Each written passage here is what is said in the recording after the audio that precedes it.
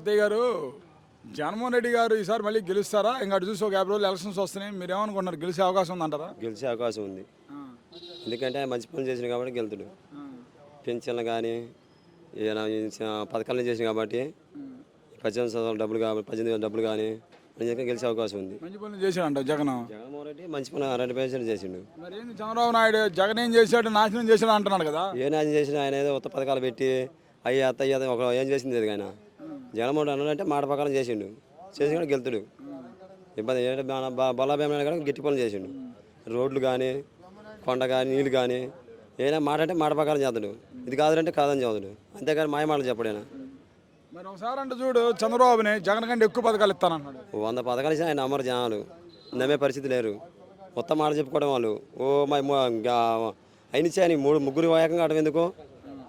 ఈ మోడీని తీసుకొచ్చుకోవడం ఎందుకు? పవన్ కళ్యాణ్ ఎన్ని ఎందుకు వాళ్ళకి? మరి గెలిచి ఆయనకి గెలక భయం పడే వాళ్ళు ఎన్ని ముగ్గురు పోటీ చేస్తారు వాళ్ళు. మరి ఎంతమంది కలిసినా కానీ ఓడిపోతారంటారా వాళ్ళే? ఓడిపోవడం ఖాయం. అది ఎంతమంది గెలిచినా వాడరే మారరుగా. మారేవాళ్ళు వాళ్ళు నాయకులు మారడమే కానీ ఓటింగే మారదు. ఎటు ఉండే అటే ఉన్నాయి. మరి అటు చూస్తే ఇప్పుడు మాట జగన్మోహన్ రెడ్డి పని అయిపోయింది, ఇంకేమీ లేదు, ఇంటికి పంపించేస్తున్నా, ఇంట్లో రెస్ట్ తీసుకుంటాడని చెప్పి అంటున్నాడు చంద్రబాబు నాయుడు. అది ఎన్నాళ్ళు నెల 15 రోజులు 2 నెలలు ఉంది. అప్పుడు తెలిసింది ఎవరింటికి పోయేది. ఎవరింటికి పోయేది అప్పుడు జనాలు చెబుతారు, బుద్ధి చెబుతారు.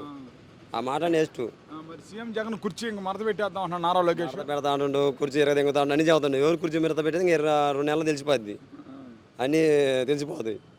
వాళ్ళ ముగ్గురు అవి మడత పెడితే అవి వాళ్ళకి ఓట్లు పడవు.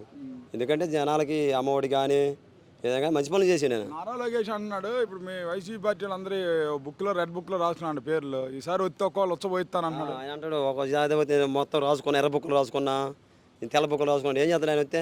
వచ్చబోయిస్తాను అన్నాడు. వచ్చి ముందు వచ్చి చూసుకో. రేపు 2 నెలల్లో నువ్వు పంపించేది ఆడొచ్చా? అవన్నీ వేస్ట్ మాటలండి. ఏదో వచ్చపోపిస్తా బస్సు ఓట్లు భయపడేస్తారా? మంచితనం ఉంటే వేస్తారు ఓట్లోరైనా. ఏనా మంచి పని చేసింది కాబట్టి జగన్మోహన్ రెడ్డి గారికి ఒక్కసారికి అవకాశం ఇస్తారు ఎవరైనా. నేను వచ్చపోపిస్తా, రేపు తెలిసిద్ది. 2 నెలలు వచ్చపోతే తెలిసింది కూడా.